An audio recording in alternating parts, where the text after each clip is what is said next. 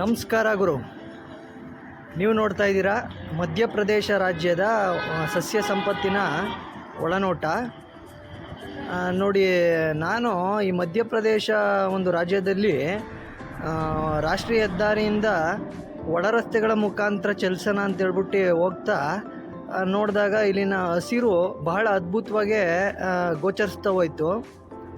ನಾನು ಇಲ್ಲಿನ ರಸ್ತೆ ಬದಿಯಲ್ಲಿನ ಒಂದು ವಿವಿಧ ರೀತಿಯ ಸಸ್ಯ ಸಂಪತ್ತನ್ನು ಗಮನಿಸ್ತಾ ಹೋದೆ. ಬಹಳನೇ ಸೊಗಸಾಗಿ ಈ ದೃಶ್ಯ ಕಣ್ಣಿಗೆ ಹಬ್ಬವನ್ನು ಉಂಟು ಮಾಡ್ತು ಅಂತಲೇ ಹೇಳ್ಬೋದು. ನೀವು ನೋಡ್ತಾ ಇರ್ಬೋದು, ನೋಡಿ ಎಷ್ಟು ಹಚ್ಚ ಹಸಿರಿನಿಂದ ಕೂಡಿದೆ. ನಾನಿಲ್ಲೆಲ್ಲ ಒಂಥರ ಬರನೇ ಆವರಿಸಿದೆ ಅಂತ ಭಾವಿಸಿದ್ದೆ. ಒಳ ರಸ್ತೆಗಳಲ್ಲಿ ಚಲಿಸ್ತಾ ಹೋದಾಗ ಇಲ್ಲಿ ನನಗೆ ಕಂಡಂಥ ವಿಚಾರ ಏನಂದರೆ, ಒಂದು ಸತ್ಯ ನೋಟ ಅರಿವಿಗೆ ಬರಬೇಕು ಅಂತ ಅಂದರೆ ನಮ್ಮ ಒಳನೋಟ ಕೂಡ ಬಹಳ ಮುಖ್ಯ ಅನ್ನೋದು ಈ ಒಂದು ಹಸಿರಿನ ಒಂದು ಛಾಯೆಯಿಂದ ನನಗೆ ಒಂದು ಮನವರಿಕೆ ಆದಂಥ ಒಂದು ವಿಚಾರ ಅಂತಲೇ ಈ ಮೂಲಕ ಹೇಳ್ಬೋದು. ಸೊ ನೋಡಿ, ಎಷ್ಟು ಸೊಗಸಾಗಿದೆ ಇಲ್ಲಿನ ದೃಶ್ಯ. ಹಾಗೆ ಇಲ್ಲಿನ ದೇವಾಲಯಗಳಾಗಿರ್ಬೋದು ಎಲ್ಲ ಕೂಡ ತುಂಬ ಸೊಗಸಾಗಿ ಕಾಣ್ತದೆ ಅಂತಲೇ ನಾನು ಈ ಮೂಲಕ ಹೇಳೋಕ್ಕೆ ಇಷ್ಟಪಡ್ತೀನಿ.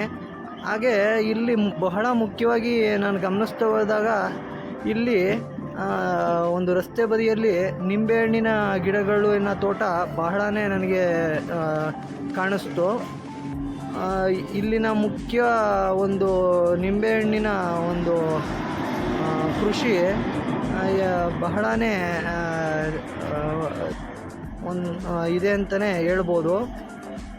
ನೋಡಿ, ಹಾಗೆ ಈ ರಸ್ತೆ ಬದಿಯಲ್ಲಿ ಚಲಿಸ್ತಾ ನನಗೆ ಗಮನಕ್ಕೆ ಬಂದಂಥ ವಿಚಾರ ಒಂದು ಏನಂತಂದರೆ, ಇಲ್ಲಿ ಏನಪ್ಪ ಅಂತಂದರೆ ಎಷ್ಟು ದೂರ ಚಲಿಸಿದ್ರೂ ಕೂಡ ನನಗೆ ಈ ಆಸ್ಪತ್ರೆಗಳೇ ಕಣ್ಣಿಗೆ ಗೋಚರಿಸಲಿಲ್ಲ. ಸೊ ನಾನು ಆಸ್ಪತ್ರೆಗಳನ್ನ ಕಂಡಿದ್ದು ಅಂದರೆ ಈ ರಾಜ್ಯಗಳಲ್ಲಿನ ಸಿಟಿಗಳಲ್ಲಿ ಮಾತ್ರ. ಹಳ್ಳಿಗಳ ಅಕ್ಕಪಕ್ಕ ಇರುವಂತಹ ಒಂದು ಏನಂತ ಹೇಳ್ತಾರೆ ಅಂತಂದರೆ, ನೀವು ಯಾವುದಪ್ಪ ಅಂತಂದರೆ ನಿಮಗೆ ಈ ತಾಲೂಕುಗಳಲ್ಲಾಗಿರ್ಬೋದು ಅಥವಾ ಗ್ರಾಮ ಪಂಚಾಯಿತಿಗಳಲ್ಲಾಗಿರ್ಬೋದು ಅಷ್ಟಾಗಿ ನಾನು ಈ ಆಸ್ಪತ್ರೆಗಳನ್ನ ಗಮನಿಸಲಿಲ್ಲ.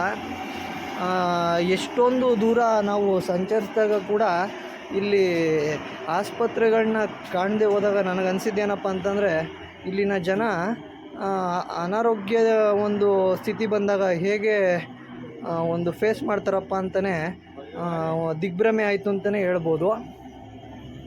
ಯಾಕೆ ವಿಚಾರ ಹೇಳ್ತೀನಿ ಅಂತಂದರೆ, ಎಷ್ಟು ದೂರ ಹೋದರೂ ಕೂಡ ಇಲ್ಲಿ ಆಸ್ಪತ್ರೆಗಳು ಕಾಣದೇ ಇದ್ದಾಗ ಇವರು ಹೇಗೆ ಈ ರೀತಿಯ ಒಂದು ಸ್ಥಿತಿಯನ್ನು ಫೇಸ್ ಮಾಡ್ತಾರೆ ಅಂತಲೇ ಹೇಳ್ಬೋದು.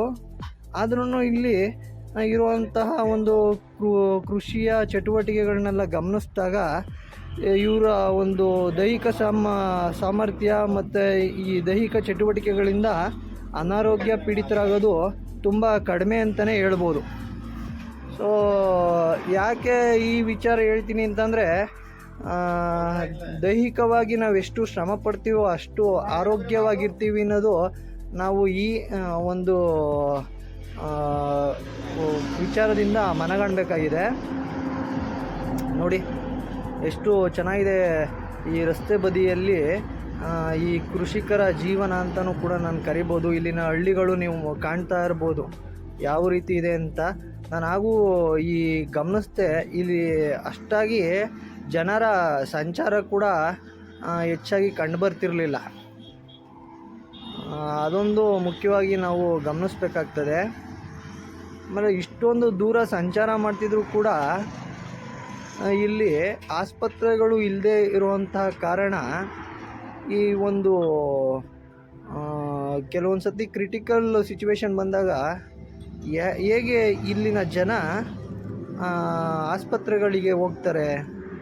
ಯಾಕೆ ಅಂತ ಹೇಳ್ತಾ ಇದ್ದೀನಿ ಅಂತಂದರೆ, ಇಲ್ಲಿ ಯಾವುದೇ ರೀತಿಯ ಒಂದು ವಾಹನಗಳು ಕೂಡ ನನಗೆ ಹೆಚ್ಚಾಗಿ ಕಂಡುಬರಲಿಲ್ಲ. ಇಲ್ಲೆಲ್ಲ ಸ್ವಂತ ವಾಹನಗಳು, ಈ ಬೈಕು ಈ ರೀತಿ ಇರೋಂಥವೇ ಕಾಣ್ತಾ ಇದ್ದು. ಯಾವುದೇ ರೀತಿ ಬಸ್ಸು ಸಂಚಾರ ವ್ಯವಸ್ಥೆಗಳಿಗೆ ಸಂಬಂಧಪಟ್ಟಂತೆ ಬಸ್ ವ್ಯವಸ್ಥೆಗಳು ಕೂಡ ಅಷ್ಟಾಗಿ ನನಗೆ ಕಂಡುಬರಲಿಲ್ಲ ಅಂತಲೇ ಹೇಳ್ತೀನಿ. ಎಲ್ಲ ಇಲ್ಲಿ ಟೈಮಿಂಗ್ಸ್ ಇರುತ್ತೆ ಬಸ್ಸಿನ ವ್ಯವಸ್ಥೆಗಳು ಕೂಡ. ಆದರೂ ಕೂಡ ಟೈಮಿಂಗ್ಸ್ ವ್ಯವಸ್ಥೆಯಲ್ಲಿ ನನಗೆ ಇಲ್ಲಿ ಯಾವುದೇ ಒಂದು ಬಸ್ಗಳು ಕೂಡ ಗೋಚರಿಸಲಿಲ್ಲ ಅಂತಲೇ ಹೇಳಲಿಕ್ಕೆ ಇಷ್ಟಪಡ್ತೀನಿ. ನೀವು ಗಮನಿಸ್ತಾ ಇರ್ಬೋದು ಎಲ್ಲ ಇಲ್ಲಿ ನೋಡಿ, ಎಲ್ಲಿಂದನೋ ಬಂದಿರುವಂಥ ಪ್ರವಾಸೋದ್ಯಮ ಕಾರ್ಗಳು ಆಗಿರ್ಬೋದು, ಆಮೇಲೆ ಲೋಕಲ್ಸ್ ಆಗಿರೋವಂಥವ್ರದ್ದು ಬೈಕು, ಈ ರೀತಿಯ ಒಂದು ಸ್ವಂತಿಕೆ ಇರುವಂಥ ವಾಹನಗಳೇ ನಾವು ಗಮನಿಸ್ತೀವಿ ಹೆಚ್ಚಾಗಿ. ಇಲ್ಲಿ ಯಾವುದೇ ರೀತಿ ಬಸ್ಗಳು ಕೂಡ ನಾವು ಅಷ್ಟಾಗಿ ಗಮನಕ್ಕೆ ಬರೋದೇ ಇಲ್ಲ ಅಂತಲೇ ಹೇಳ್ಬೋದು. ಹಾಗೆ ಇಲ್ಲಿ ಮುಂದೆ ಕಾಣ್ತಾ ಇರುವಂತಹ ಬೆಟ್ಟ ಗುಡ್ಡಗಳು ಕೂಡ ಎಲ್ಲ ಮಣ್ಣಿನ ಪರ್ವತಗಳು ಅಂತಲೇ ಕರಿಬೋದು. ಎಲ್ಲ ಮಣ್ಣಿನ ಗುಡ್ಡಗಳಾಗಿರ್ತವೆ. ಎಲ್ಲ ಕೂಡ ಒಂಥರ ವಿಸ್ಮಯ ಅಂತಲೇ ಕರಿಬೋದು ಅಂತ ಅಂದ್ಕೊತೀನಿ ನಾನಿಲ್ಲಿ. ನೀವು ಗಮನಿಸ್ತಾ ಇರ್ಬೋದು, ರಸ್ತೆ ಬದಿಯಲ್ಲಿ ನಾನು ಭಾಳಷ್ಟು ಕಡೆ ತೋರಿಸಿದಾಗ ಎಲ್ಲ ಕಡೆ ಒಣಗಿದಂತಹ ಒಂದು ದೃಶ್ಯಾವಳಿಗಳನ್ನೇ ನಾವು ಕಂಡಿದ್ದು. ಇಲ್ಲಿ ಬಹಳನೇ ಹಚ್ಚ ಹಸಿರು, ಯಾವುದೋ ಕಾಡಿನ ಹೂಗಳು, ಅವುಗಳ ನೋಟ, ಆ ಪ್ರಕೃತಿಯಲ್ಲಿನ ಹೆಚ್ಚಿಸುವಂಥ ಸೊಬಗು, ಅಲ್ಲಿನ ಅಂದ, ಆಹಾ ಅದ್ಭುತ ಅಂತಲೇ ನಾವು ಹೇಳ್ಬೋದು. ಈ ರೋಡ್ಗಳಲ್ಲಿ ಕೂಡ ಅಲ್ಲೊಂದಿಲ್ಲೊಂದು ಟೋಲ್ಗಳು ಕೂಡ ಕಂಡುಬರ್ತಿದ್ದೋ. ನೀವು ಮುಂದೆ ನೋಡ್ಬೋದು ಟೋಲ್ನ ವ್ಯವಸ್ಥೆ. ಈ ರೀತಿ ಮಧ್ಯಪ್ರದೇಶದಿಂದ ನಾನು ಸಾಗ್ತಾ ಇರೋದು ಎಲ್ಲಿಗಪ್ಪ ಅಂತಂದರೆ ಅಯೋಧ್ಯೆಯತ್ತ. ಇನ್ನು ಅಯೋಧ್ಯೆಯ ಬಗ್ಗೆ ಮಾತಾಡೋದು ಭಾಳಷ್ಟಿದೆ. ಅಯೋಧ್ಯೆ ನಮಗೆ ಭಾಳನೇ ಕೌತುಕ ಮತ್ತು ರೋಚಕದ ಸಂಗತಿಯಾಗಿ ಇವತ್ತಿನ ಒಂದು ಭಾರತದಲ್ಲಿ ನಾವು ಬಿಂಬಿಸ್ಕೊಂಬಿಟ್ಟಿದ್ದೀವಿ. ಯಾಕೆಂತಂದರೆ ಅಯೋಧ್ಯೆ ನಮಗೆ ಅಷ್ಟೇ ಬಹಳ ಮುಖ್ಯ. ಅದ್ರ ಬಗ್ಗೆ ಮುಂದೆ ನಾನು ಮಾತಾಡ್ತೀನಿ ಅಯೋಧ್ಯೆಯ ಒಂದು ಕಡೆ ಹೋಗ್ತಾ. ಈ ಮಧ್ಯಪ್ರದೇಶದಲ್ಲಿನ ಈ ಒಂದು ಈ ಸಸ್ಯ ಸಂಪತ್ತು ಬಹಳನೇ ಸೊಗಸಾಗಿದೆ ಅಂತಲೇ ನಾನು ಈ ಮೂಲಕ ಹೇಳಲಿಕ್ಕೆ ಇಷ್ಟಪಡ್ತೀನಿ. ನೀವು ನೋಡ್ತಾ ಇರ್ಬೋದು, ಎಲ್ಲಿಂದ ಎಲ್ಲಿ ತನಕ ನೋಡಿದ್ರೂ ಈಗ ಹುಡ್ತಾ ಇರೋದೆಲ್ಲ ಕಾಡುಗಳೇ ಇಲ್ಲೆಲ್ಲ. ಈ ಬೆಟ್ಟ ಗುಡ್ಡಗಳು ನಮಗೆ ದೂರದಿಂದ ಕಂಡು ಮಣ್ಣಿನ ಗುಡ್ಡಗಳ ರಾಶಿ ಅಂತಲೇ ನಾನು ಆಗಲೇ ಕರೆದೆ.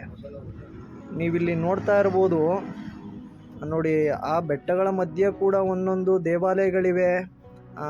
ಆ ದೇವಾಲಯಗಳು ಅಲ್ಲಿನ ಒಂದು ಎನ್ವಿರಾನ್ಮೆಂಟ್ಗೆ ಒಂದು ಪಾಸಿಟಿವ್ ಎನರ್ಜಿ ಕೊಡ್ತವೆ ಅನ್ನೋದರಲ್ಲಿ ಯಾವುದೇ ಸುಳ್ಳಿಲ್ಲ ಅಂತ ಕೂಡ ನಾನು ಕರಿಬೋದು.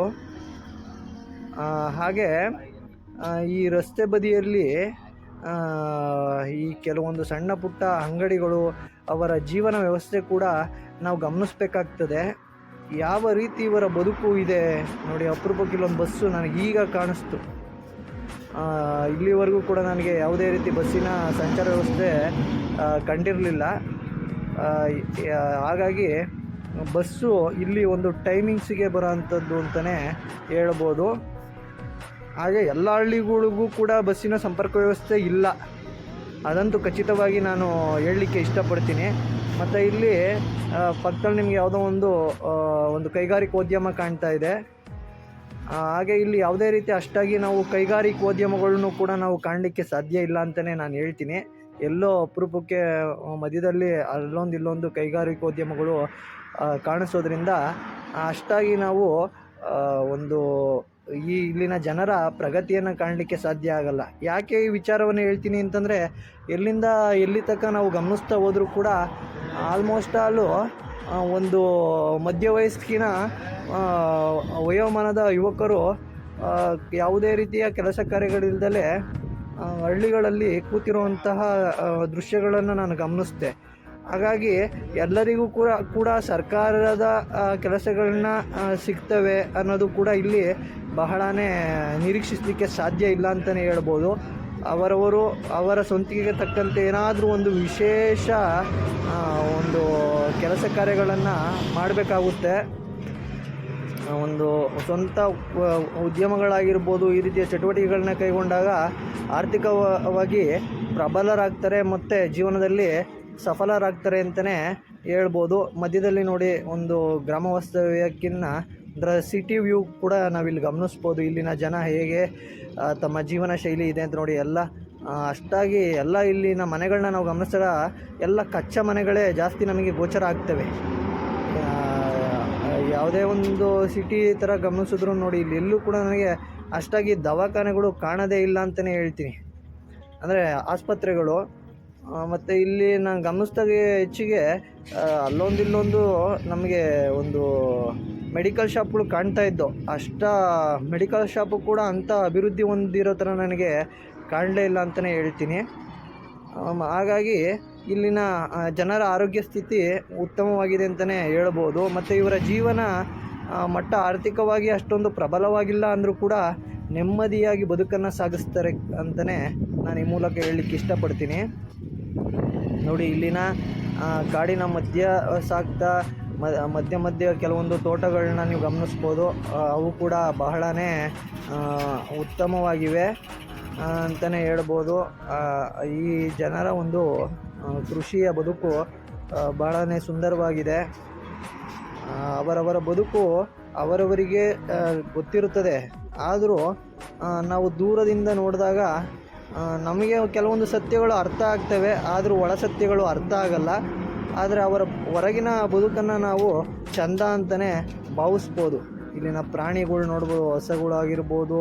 ಮತ್ತು ನಾನು ರೋಡಲ್ಲಿ ಗಮನಿಸ್ತಾ ಸಣ್ಣ ಪುಟ್ಟ ಹಕ್ಕಿಗಳ ಕಲರವ ಕೂಡ ಬಹಳನೇ ಇಂಪಾಗಿ ಕೇಳಿಸ್ತಾ ಇತ್ತು. ಅವುಗಳ ಒಂದು ಕೂಗುವಿಕೆ, ಹಾಗೆ ಅವುಗಳ ಸ್ವಚ್ಛಂದವಾದಂಥ ಹಾರುವಿಕೆ ಮನಸ್ಸಿಗೆ ಒಂದು ಥರನಾದಂತಹ ಸಂತೋಷವನ್ನು ತಂದುಕೊಡ್ತಿತ್ತು ಅಂತಲೇ ನಾನು ಹೇಳಲಿಕ್ಕೆ ಇಷ್ಟಪಡ್ತೀನಿ. ಹಾಗೆ ಈ ವಿಡಿಯೋವನ್ನು ವೀಕ್ಷಿಸಿದ ನಿಮಗೆಲ್ಲ ಧನ್ಯವಾದಗಳು ವೀಕ್ಷಕರೇ. ನೋಡಿ, ಎಷ್ಟು ಅದ್ಭುತವಾಗಿದೆ ಇಲ್ಲಿನ ಒಂದು ದೃಶ್ಯಾವಳಿಗಳು ಅಂತಲೇ ಹೇಳ್ತಾ ನನ್ನ ಈ ವಿಡಿಯೋವನ್ನು ಮುಕ್ತಾಯಗೊಳಿಸ್ತೀನಿ. ಮತ್ತೊಮ್ಮೆ ಧನ್ಯವಾದಗಳು.